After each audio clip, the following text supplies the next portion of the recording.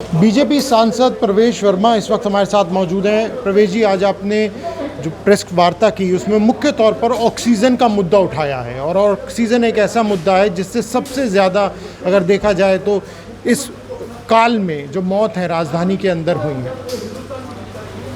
देखिए, बहुत अफसोस की बात है कि दिल्ली सरकार ऑक्सीजन जैसी बात पर भी राजनीति करती रही और यहाँ तक कि हाई कोर्ट ने भी उनको डांटा कि अगर आपके पास में टैंकर भी नहीं है, एक तरफ तो तुम मांग कर रहे हो कि ऑक्सीजन और चाहिए, और भारत सरकार जब आपको देने को तैयार है और आपको कई बार आपको दे चुके हैं और आपने उनको वापस लौटा दी ये बोलकर कि हमारे पास इनको लेने की व्यवस्था नहीं है, फिर आप अगले दिन फिर हाई कोर्ट चले जाते हैं कि हमें और ऑक्सीजन दीजिए।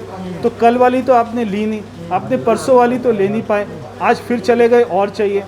तो हाई कोर्ट ने उनको डांटा कि आप जब ये दे रहे हैं तो आप क्यों नहीं ले रहे। तो दिल्ली सरकार बोलती है हमारे पास में टैंकर नहीं, हम ले कैसे।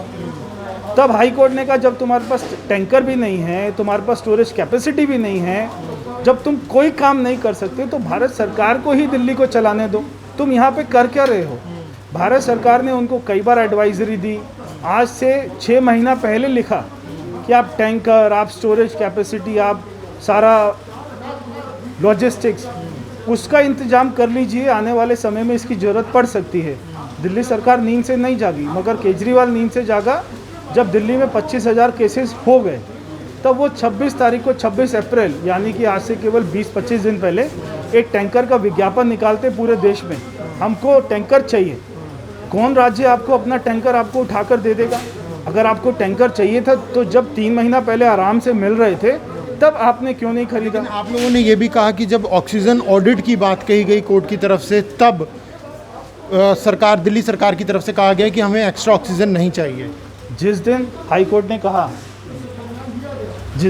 ने कहा कि क्यों ना दिल्ली में ऑक्सीजन ऑडिट कराएं, तो मनीष सिसोदिया का अगले दिन बयान आता है हमारे पास 582 एमटी टन आ रही है, ये पर्याप्त है, हमें और नहीं चाहिए और राज्यों को हम दे सकते हैं।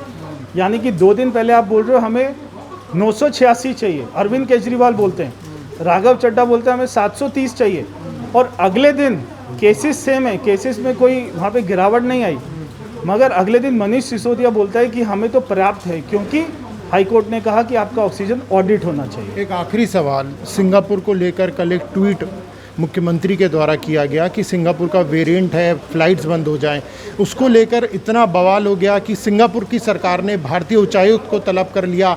अब विदेश मंत्री ने बयान जारी किया और ये कहा कि हमारे सिंगापुर सरकार से बहुत लंबे रिश्ते हैं, मुख्यमंत्री को ऐसे बयानों से बचना चाहिए और मुख्यमंत्री का बयान देश की तरफ से बयान नहीं है। देखिए, मुख्यमंत्री अपनी दिल्ली को नहीं संभाल पा रहा, वो कहाँ बाहर की चिंता कर रहे हैं। देश को मोदी जी को चलाने दीजिए।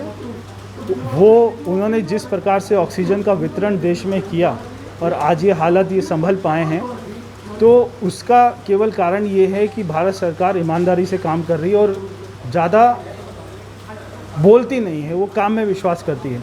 तो एक मुख्यमंत्री सीधा सिंगापुर के ऊपर कोई बात ऐसी टिप्पणी करे, हमारे देश में विदेश मंत्री हैं, उनको काम करने दीजिए।